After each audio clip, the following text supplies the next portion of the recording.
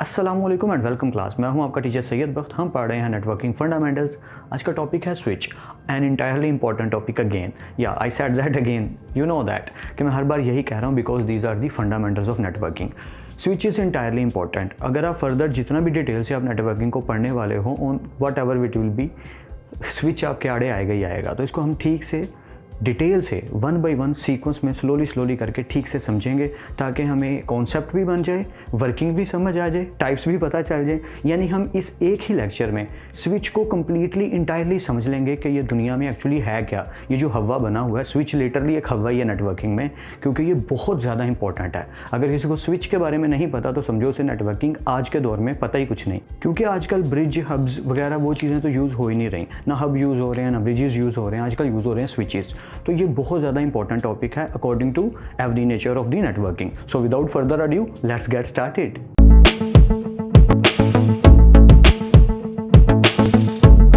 Welcome back. Class start करते हैं अपने टॉपिक को, स्विच को। सबसे पहले मैं एक चीज़ बता दूं कि स्विच को कुछ बुक्स में, गूगल में, कुछ जगहों पे मल्टी पोर्ट ब्रिज भी कहते हैं। बस आपको बताना था कि ये भी आपको पता होना चाहिए। बस इसका एक नेम है, कुछ डेफिनेशंस में ये वर्ड आ जाता है तो बेनिफिशियल है अगर आपको ये वर्ड भी पता हो। ओके, स्विच क्या होता है? अगर एक डिवाइस की बात करें तो जैसा हमारा ब्रिज था, अगर आपको याद हो, हब की बात ज़्यादा करना चाहूँगा मैं।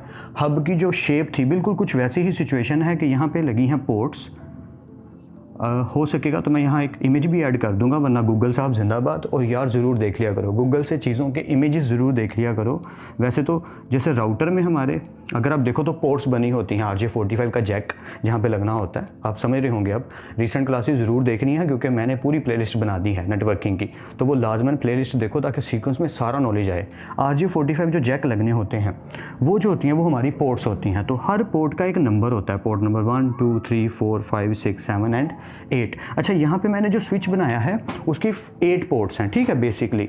बट एक्चुअल में जो पोर्ट्स होती हैं ना स्विचेस की, वो 8 भी होती हैं, 16 भी, 32 भी, 48 भी। जी हाँ, सिस्को के बहुत ज़्यादा कॉमन हैं ऐसे स्विचेस जो 48 पोर्ट्स को सपोर्ट करते हैं। एक ही टाइम पे 48 कंप्यूटर्स या ऐसे बहुत ज़्यादा ऑफिस में यूज़ किए जा रहे हैं। तो ये पता होना चाहिए कि कितनी पोर्ट्स यूज़ करते हैं स्विचेस। ओके, फॉर एग्जाम्पल यहाँ हमने लगा दिया computer number 1, computer number 2, computer number 3, computer number 4। ये ड्राइंग के लिए माजरत बहुत बुरी है, आई नो दैट। मेरी ड्राइंग वैसे भी बहुत बुरी है, मैं बस अभी तो रफ्सा बना रहा हूँ ताकि आपको आइडिया दे सकूँ। रफ्सा ना भी बनाऊँ तब भी बुरी है, डोंट वरी, मुझे पता है मेरी ड्राइंग अच्छी नहीं है। So this is port number 1, port number 2, port number 3, port number 4 5 6 7 and 8। ये पोर्ट के नंबर्स लिखे मैंने, ठीक है। ये पोर्ट के नंबर हैं जहाँ पे RJ45 का जैक लगेगा।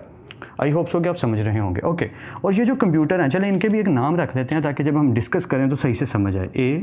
ABCDEFGH, ये हमारे कंप्यूटर्स हैं। फॉर एग्जांपल ये हमारे कंप्यूटर्स हैं जो हमने एक छोटा सा नेटवर्क क्रिएट किया, न्यू नेटवर्क क्रिएट किया और उसके अंदर हमने एक स्विच लगाया, हब नहीं लगाई, स्विच लगाया। और अब हमने डिफरेंस देखना है हब और स्विच के बीच में, क्योंकि हब को हमने कहा था हाफ डफर है, हाफ इंटेलिजेंट है, लेकिन स्विच जो है ये इंटायरली इसको कहा जाता है कि ये एक इंटेलिजेंट डिवाइस है। आप बेशक लिख लें, ये बेटर ही रहता है कि आप ये लिख सकते हैं कि जो स्विच है आपका वो एक इंटेलिजेंट डिवाइस है। वैसे मैं हब को वैसे हाफ डफर कहना चाहिए, ठीक है, इसको इंटेलिजेंट कह सकते हैं क्योंकि बाद में ये इंटेलिजेंट की तरह ही काम करेगी, स्टार्टिंग पे नहीं, ठीक है। अभी बात करते हैं। ओके, डेफिनेशन की बात करते हैं। लिखा क्या हुआ है? That connects multiple computers together in network. ये तो सादी बात है, वो तो हब भी करती है यार। क्या करते हैं? एक से ज़्यादा कंप्यूटर्स को एक नेटवर्क में कनेक्ट कर देती है, जोड़ देती है। तो ये बात तो क्लियर होगी। दूसरी बात, private message identify by MAC address. इसको समझने के लिए मुझे ये स्टोरी सुनानी पड़ेगी। अब स्विच का काम शुरू होता है, ज़रा ठीक से सीक्वेंस से आराम से समझना है। मैं भी कोशिश करूँगा स्लो समझाऊँ, स्पीड ना पकड़ूँ ताकि ठीक से समझ आए। स्विच में क्या होता है कि जैसे आपको याद होगा कोलिजन्स यानी आने जाने का रास्ता हमने डिस्कस भी किया था, हब में भी, ब्रिज में भी। तो जो ब्रिज था उसके अंदर जब हमने डिटेल से डिस्कस किया था तो उसमें हमारे पास 2 कोलिजन्स थी कि 2 रास्ते थे आने जाने के। आई होप सो याद होगा, क्लास नहीं देखी तो ज़रूर देखो वो वाला लेक्चर। जो हमारा हब का लेक्चर था उसमें एक ही था, 1 कोलिजन थी, मतलब एक ही जाने का रास्ता था, वहीं से आने का रास्ता था। तो प्रॉब्लम क्या आती थी कि अगर एक टाइम में कंप्यूटर नंबर पोर्ट नंबर 1 ने अगर 8 को डाटा सेंड किया है और उसी टाइम 7 ने 3 को किया है, या 7 ने 2 को किया है, या 7 ने 1 को किया, तो वो कोलिजन हो जाती थी, टकरा जाते थे। यहाँ की स्टोरी थोड़ी डिफरेंट है। यहाँ पे जो रास्ता है ना आने जाने का, वो जितनी पोर्ट्स हैं ना उतने ही रास्ते हैं। मैं सही कह रहा हूँ, सही सुना आपने, जितनी पोर्ट्स हैं उतने रास्ते हैं। यानी कंप्यूटर नंबर 1 का अगर जाना है कंप्यूटर नंबर 2, 3, 4, 5, 6, 7, 8 के पास, तो इसके पास हर एक कंप्यूटर के पास जाने के लिए, उस तक रिसाई रखने के लिए, कम्युनिकेट करने के लिए अलग रास्ता है। हाँ जी, ऐसा ही है बिल्कुल। अगर इसने 2 तक जाना तो अलग वे है, 3 तक जाना तो अलग वे है, 4 तक जाना तो अलग वे है। ऐसे ही हर कंप्यूटर के पास जाने के लिए अलग अलग रास्ते हैं। तो हम ये कहेंगे कि जितनी पोर्ट्स हैं उतने ही कोलिजन्स हैं, उतनी ही हमारे पास क्या हैं, कोलिजन डोमेन्स हैं। अब मैं फिर ठीक से समझा देता हूँ, देखें बात सुने। कंप्यूटर नंबर 1 ने डाटा सेंड करना है कंप्यूटर नंबर 8 को, तो इनकी एक प्राइवेट अपनी डिफरेंट कोलिजन है, ये एक अलग है। और अगर कंप्यूटर नंबर 8 ने 5 को करना है तो ये अलग रास्ता है। इसी तरह अगर 8 ने 3 को करना है तो ये अलग रास्ता है। 7 ने अगर 4 को करना है तो ये अलग वे है। 6 ने अगर 2 को करना है अलग वे है। 6 ने 5 को करना है अलग वे है। 6 ने 8 को करना है अलग वे है। तो ये एक जाल सा गुच्छा सा, आई नो दैट ये बन रहा है, जंक से इकट्ठा हो रहा है, लेकिन पॉइंट ये है, याद रखना आपने कि स्विच के अंदर क्या क्वालिटी है। ये हमने स्विच बनाया हुआ है, ये ना हो के भूल जाओगे हम पढ़ी क्या रहे हैं। This is our switch. Architecture और वर्किंग की बात बाद में करते हैं, पहले ज़रा इसका ना स्केड्यूल समझ लें, इसका सिस्टम समझ लें कि इन सब के पास अपने अपने रास्ते हैं। यानी 1 के पास 8 रास्ते, हाँ 8 वेज हैं, 7 वेज हैं जिनसे वो जा सकता है। 48 पोर्ट्स वाला जो हमारा स्विच होगा उसमें कितने रास्ते होंगे, 48। हाँ, हर एक पोर्ट के पास 48 वेज होंगे अलग अलग कंप्यूटर्स के पास जाने के। ये बहुत इंपॉर्टेंट बात है, आपने याद रखनी है। हर पोर्ट के पास जाने के लिए अलग कोलिजन है, ये याद रखना है। सेपरेट कोलिजन होती है स्विच के अंदर, यही इसकी सबसे बड़ी वजह है कि इसको हम इंटेलिजेंट कहते हैं। अब हम बात करते हैं कि प्राइवेट मैसेज क्या, वाकई प्राइवेट मैसेज आता है। यानी अगर कंप्यूटर नंबर 1 पोर्ट नंबर 1 से, अच्छा ये यूज़ क्या करता है, ये IP एड्रेस यूज़ करता है। क्या यूज़ करता है, IP एड्रेस। और दूसरी बात ये, इसमें डाटा फ्रेम की शेप में जाता है। जी हाँ, डाटा किस में जाता है, फ्रेम्स की शेप में जाता है। हाँ, ये बातें बताने वाली हैं, कुछ बेसिक्स साथ साथ मैं वो भी बताता रहता हूँ, बस रफ सा काम है। मेन चीज़ ये है कि कोलिजन्स डिफरेंट है। अब बात करते हैं कि क्या प्राइवेट जाता है और मैक एड्रेस क्या चीज़ है, इस बारे में बात करते हैं। जब हम स्विच को इंसर्ट कर लेते हैं, सबके पास कंप्यूटर नंबर A ने डाटा सेंड करना है कंप्यूटर नंबर H को, तो ये प्राइवेटली जाना चाहिए। बट अब स्टोरी शुरू होती है यहाँ से। हम सबसे पहले बात करते हैं इसके टेबल की। तो याद रखिएगा, आपको इसको कैम टेबल भी कहते हैं। यहाँ मैंने लिखा नहीं, चले मैं लिख देता हूँ, कैम टेबल। ये ऑब्जेक्टिव भी समटाइम आ जाती है और समटाइम क्वेश्चन भी पूछा जाता है समटाइम। PPSC एग्जाम्स में भी अक्सर आ जाता है कि स्विच कौन सा टेबल यूज़ करता है, तो कैम टेबल यूज़ करता है स्विच। और उसकी एब्रीविएशन क्या है, कंटेंट एक्सेसिबल मेमोरी। ये बहुत इंपॉर्टेंट बातें हैं, बेसिक जो मैं साथ साथ बता रहा हूँ। ओके, सबसे पहले हम पोर्ट के नंबर लिखेंगे, मतलब 1, 2, 3, 4, 5, 6, 7 एंड 8, दैट्स इट। ये हमने नंबरिंग करनी पोर्ट्स की। अब बात आती है उसके मैक एड्रेसेस की। जैसा कि हम जानते हैं ब्रिज में या हब में क्या होता था, डाटा सेंड करना है, प्रॉब्लम कहाँ आती थी कि मैक एड्रेस होगा तो होगा ना सेंड, वरना तो सेंड हो ही नहीं सकता। हाँ, यहाँ पे स्टोरी वही है कि स्विच के अंदर क्या स्टोरी है कि जब फर्स्ट टाइम वो डाटा सेंड करने लगा है, उस टाइम उसके पास मैक एड्रेस किसी का नहीं है। बिल्कुल सही सोच रहे हैं आप, ब्रिज वाली हरकत हो रही है यहाँ पे, ब्रिज वाला काम हो रहा है यहाँ पे। उस टाइम उसके पास किसी का मैक एड्रेस नहीं है, इसलिए यहाँ पे एक पॉइंट लिखा है जिसको मैं साथ साथ लेके चलना चाहता हूँ। फर्स्ट टाइम पे क्या करेगा, ब्रॉडकास्ट। ये भी फर्स्ट टाइम ब्रॉडकास्ट ही करेगा। जी, बेशक प्राइवेट रास्ता है, बेशक अलग रास्ता है डाटा लेकर जाने का, लेकिन जब तक उसके पास मैक एड्रेस सेव नहीं होगा। पोर्ट नंबर 8 पे पड़ा है, उसे पता है पोर्ट नंबर 8 पे कौन सा कंप्यूटर कनेक्टेड है, कंप्यूटर नंबर H, लेकिन उसका मैक एड्रेस अभी टेबल में सेव नहीं हुआ। बात को ठीक से समझिए, एक नया सेटअप लगाया, नया स्विच लगाया, सारों को कनेक्ट किया। उसे पता है पोर्ट नंबर 3 पे कंप्यूटर नंबर C सेव है, पोर्ट नंबर 4 पे कंप्यूटर नंबर D सेव है, कनेक्टेड है, सेव का मतलब कनेक्टेड है, पर उसने मैक एड्रेस अभी सेव नहीं किए, उनके कंप्यूटर के जो भी मैक एड्रेस हैं। तो फर्स्ट टाइम जब data computer number A send करेगा H को, तो क्या होगा, ब्रॉडकास्ट सबके पास जाएगा। जी, ये यहाँ रखना है, इसलिए मैं इंटेलिजेंट कहते हुए थोड़ा रुक रहा था, लेकिन अभी बात करते हैं कि इंटेलिजेंट क्यों कह रहे हैं इसको। अभी सिर्फ यहाँ तक मैंने बताया, ये बात बाद में करते हैं, ठीक है। इंटेलिजेंट यानी कि पहले बुराई कर ली, अब अच्छाई बाद में करेंगे। तो फर्स्ट टाइम सबके पास जाएगा। जैसे ही कंप्यूटर नंबर 1 ने डाटा सेंड किया, इसने मैक एड्रेस A नाम से, उसका जो भी मैक एड्रेस होगा कंप्यूटर नंबर A का, वो उसने सेव कर लिया। और डाटा जैसे ही इसने रिसीव किया, इसने भी सेव कर लिया H, ठीक है। ऐसे ही करते करते फर्स्ट टाइम जब भी कोई डाटा सेंड करेगा जिसका मैक एड्रेस यहाँ नहीं है, तो ये क्या करेगा, ब्रॉडकास्ट करेगा। ये याद रखना आपने कि क्या जब फर्स्ट टाइम, जैसे अब कंप्यूटर नंबर जो बी है हमारा, ये बी लिखा था माशाल्लाह से मैंने, राइटिंग भी अल्लाह अकबर, ओके। सो अब क्या करें, चलें, तो कंप्यूटर नंबर बी जो है उसने डाटा सेंड किया कंप्यूटर नंबर एफ़ को, तो ये फिर ब्रॉडकास्ट करेगा। क्यों? इन दोनों का एड्रेस नहीं है, तो यहाँ पे बी साहब भी आ गए और यहाँ पे कंप्यूटर पोर्ट नंबर 6 पे आ गया F G C D and E. चलें, अब आगे सारे कंप्यूटर, सारों ने एक एक बार कम्युनिकेट कर लिया। अब क्या होगा? अब बाई इंटेलिजेंसी, अब हम इसको इंटेलिजेंट डिवाइस कहेंगे। मैं फिर रिपीट कर रहा हूँ, फर्स्ट टाइम जब स्विच को लगाएंगे नेटवर्क में, तो फर्स्ट टाइम वो क्या करेगा? ब्रॉडकास्ट करेगा, सबको सेंड कर देगा, ऐलान कर देगा। हाँ, उसके पेट में बात नहीं रहती, वो सबको पहुंचा देता है। बट जैसे ही उसके पास मैक एड्रेस आए, जैसे ही उसके पास मैक एड्रेस आए, तो उसने क्या किया? पोर्ट नंबर के हिसाब से सारे कंप्यूटर्स के मैक एड्रेसेस को अपने कैम टेबल में सेव कर लिया। अब क्या होगा? अब उसकी इंटेलिजेंसी शुरू, अब खेल शुरू हुआ। ये सारे का सारा गेम अब शुरू होगा। क्या?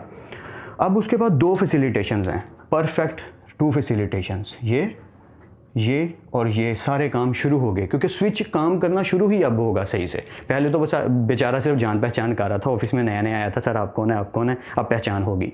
अब क्या होगा? अगर कंप्यूटर नंबर ए ने कंप्यूटर नंबर एच को डाटा सेंड करना है, तो वो यूनिकास्ट करेगा, डायरेक्टली रिसीव करेगा ए से और पहुंचा देगा किसके पास? एच के पास। क्या बात है, ये हो गया हमारा प्राइवेट मैसेज। कैसे आइडेंटिफाई कर पा रहा है वो? किससे? मैक एड्रेस से। आप समझ रहे होंगे क्या वो आइडेंटिफाई कर पा रहा है? किससे? मैक एड्रेस से। अगर किसी ने मैक एड्रेस वाली क्लास नहीं देखी, बुरी बात, आई हाईली रिकमेंडेड यू ज़रूर देखो, ठीक है। एड्रेसेस वाली क्लास देखनी, मैं इसलिए कह रहा हूँ सीक्वेंस में क्लासेस को देखो, प्लेलिस्ट देखो, ठीक है। ओके, फिर से रिपीट कर देता हूँ मैं जो बात कर रहा हूँ। अगर ए ने एच को डाटा सेंड करना है, नो प्रॉब्लम, वो यूनिकास्ट करेगा, डायरेक्टली एग्जैक्टली सिर्फ एच के पास जाएगा और किसी के पास नहीं जाएगा। अगर एफ ने डाटा सेंड करना है सी को, डायरेक्टली उसके पास ही जाएगा और किसी के पास नहीं जाएगा, क्योंकि मैक एड्रेस सबके सेव हैं।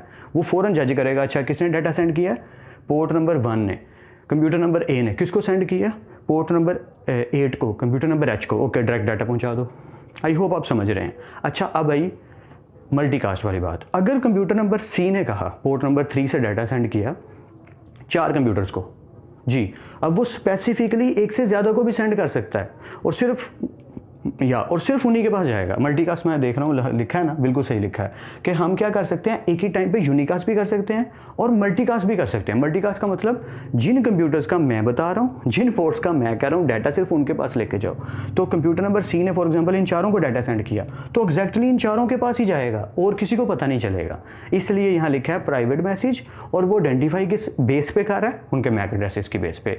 आई होप सो कि इसकी वर्किंग आर्किटेक्चर आपको पूरी तरह समझ आ रही है।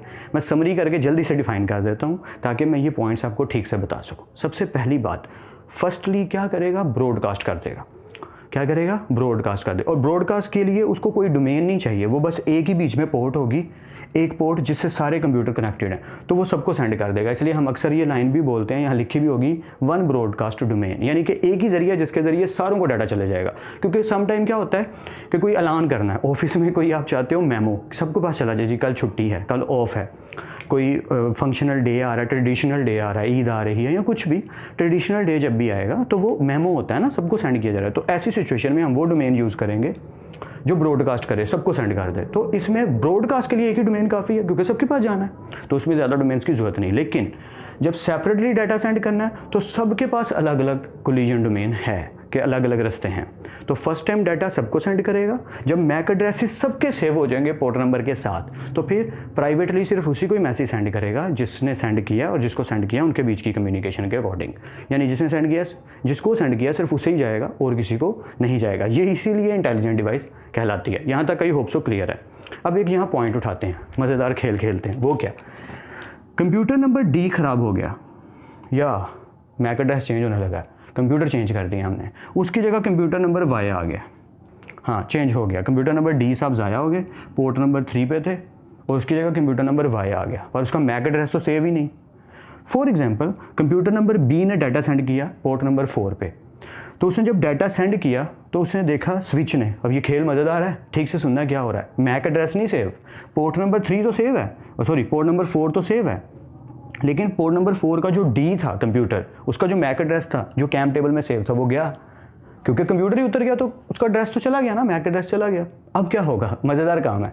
जैसे ही कंप्यूटर नंबर 2 कंप्यूटर नंबर 4 को पोर्ट नंबर 2 से डाटा जाएगा पोर्ट नंबर 4 पे, तो आगे से रिप्लाई आएगा, उसको रिस्पॉन्स आएगा कंप्यूटर नंबर बी को कि आपका डाटा डिस्कार्ड हो रहा है, और इसको मैसेज चला जाएगा कि इस पोर्ट पे कोई मैसेज आ रहा है, आप चेक करना चाहते हैं।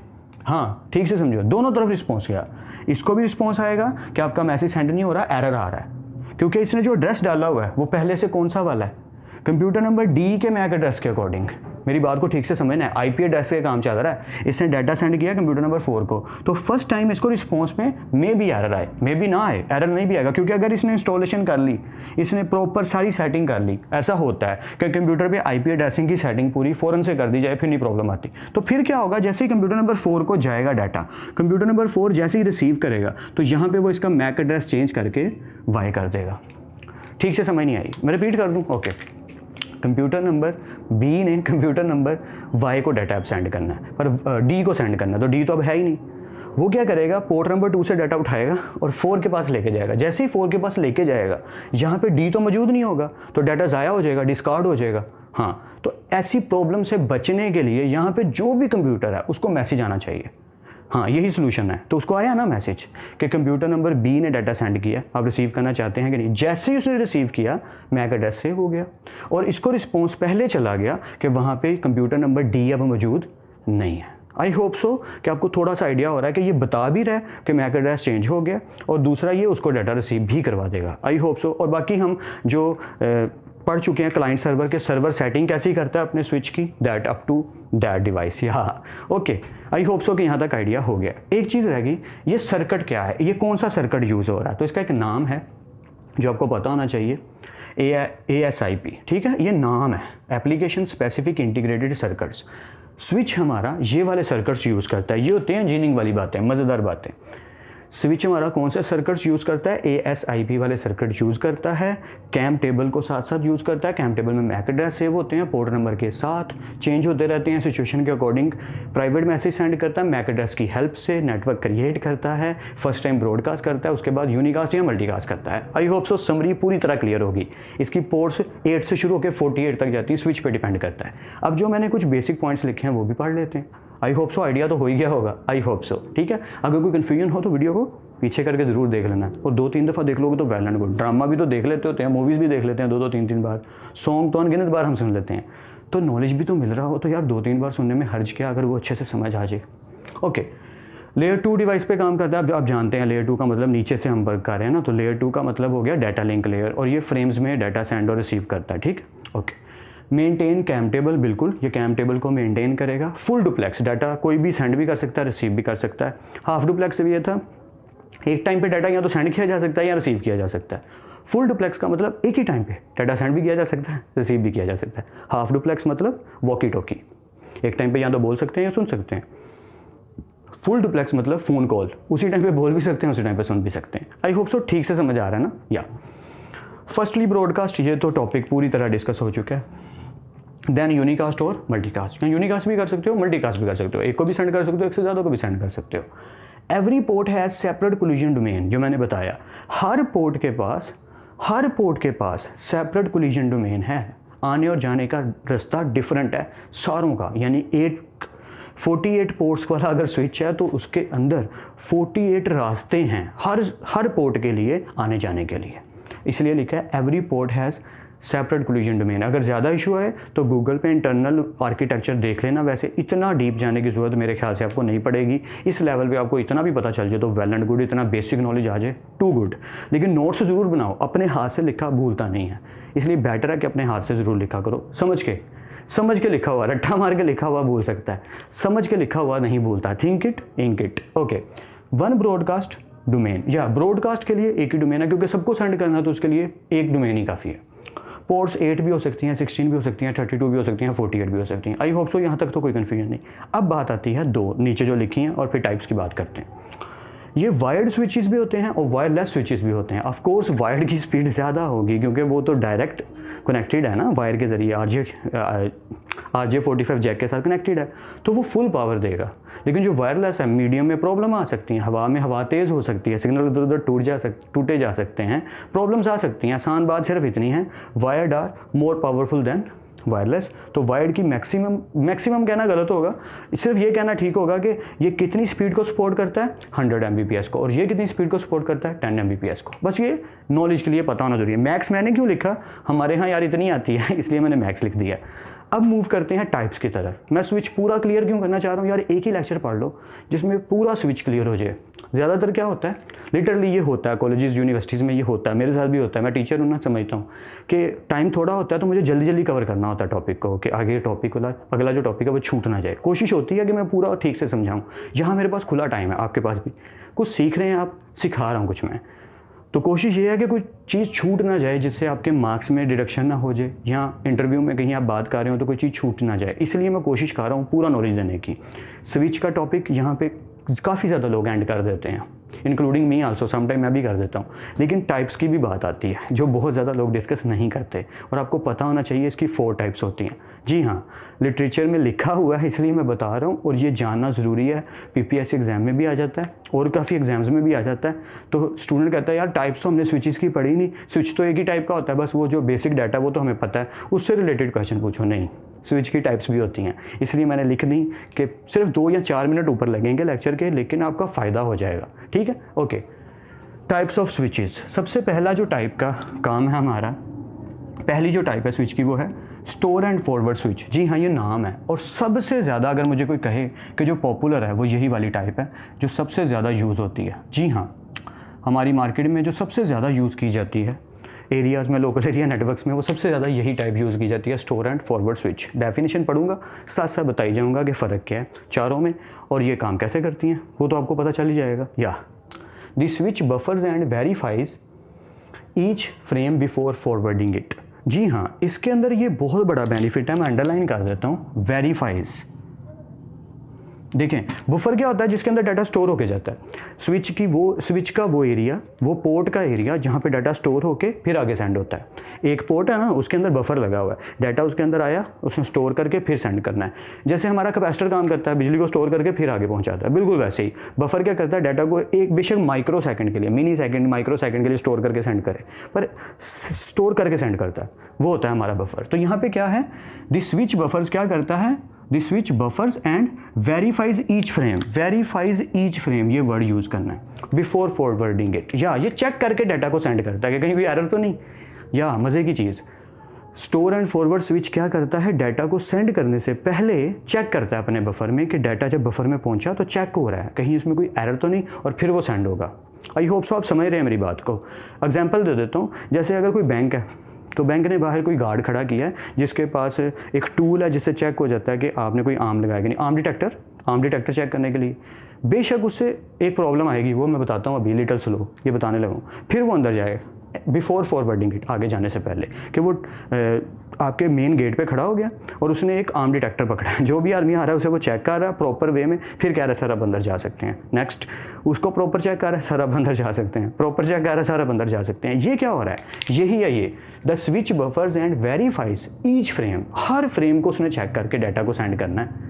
ये याद रखना है। पैकेट्स तो खैर नेटवर्किंग लेयर पे यूज़ होंगे, उस लेवल पे आएंगे। अभी जिस लेवल की बात हो रही है वो ये, इस लेवल पे फ्रेम सेंड होते हैं, स्विचेस में फ्रेम सेंड होते हैं, भूलना नहीं। और ये आईपी एड्रेसिंग को यूज़ करता है मैक एड्रेस के साथ। Okay, this switch buffers and verifies each frame before forwarding it. I hope ये तो क्लियर हो गया होगा। अब इस वजह से एक प्रॉब्लम आती है, या ये थोड़ा सा स्लो हो जाता है।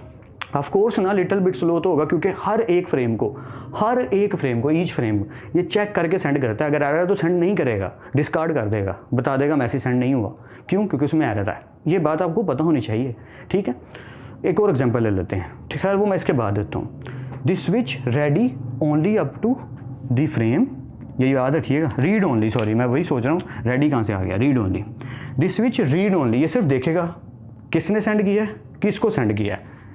आगे देखिए क्या लिखा है मज़ेदार बात लिखी है, the switch read only up to the frame, frame को सिर्फ चेक करेगा, पढ़ेगा, बस किसने सेंड किया, किसको सेंड किया, and forward it without check. ये कोई चेक नहीं करेगा कि जाओ। कुछ होते हैं ना, जैसे गार्ड भी अगर रखा हो, तो फॉर एग्जांपल गार्ड रखा है लेकिन वो उसके पास आर्म डिटेक्टर नहीं हो, ना ही वो चेक करता है, वो बस बैठा हुआ है। जो भी कस्टमर आ रहा जा रहा है, जो भी कस्टमर आ रहा जा रहा है, जिसने वापस जाना है वो वापस जा रहा है। आई होप सो आप समझ रहे हैं। तो मैं इसकी बेस्ट एग्जाम्पल दूंगा आपको ट्रैफिक बैरियर्स की।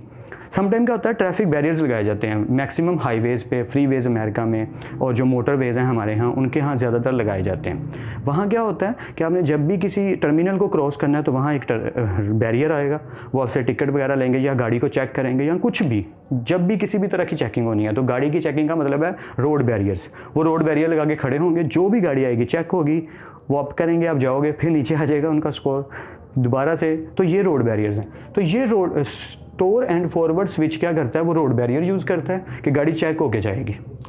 कट थ्रू स्विच क्या करता है, ये नहीं चेक करता, ये कहता है कोई बैरियर नहीं है, जाते जाओ जाते जाओ जाते जाओ, जिन्होंने वापस आना है वो आते जाओ। आई होप सो अब आप ठीक से समझ रहे होंगे कि ये चेक करके सेंड करता है और खराबी हो तो वापस कर देता है। ये भाई साहब कुछ चेक नहीं करते, ये सिर्फ चेक करते हैं किसने सेंड किया है, किसको सेंड किया, कर दो send, that's it. Okay, fragment free switch. अब फ्रेगमेंट का मतलब होता है फ्रेम जो है ना हमारा, वो एक्चुअली फ्रेगमेंटेशन से काम करता है। कुछ इस तरीके से समझ लो कि हमारा जो टोटल डाटा है उसकी फर्स्ट 64 बाइट्स, ये नॉलेज के लिए बात है, याद रखिएगा।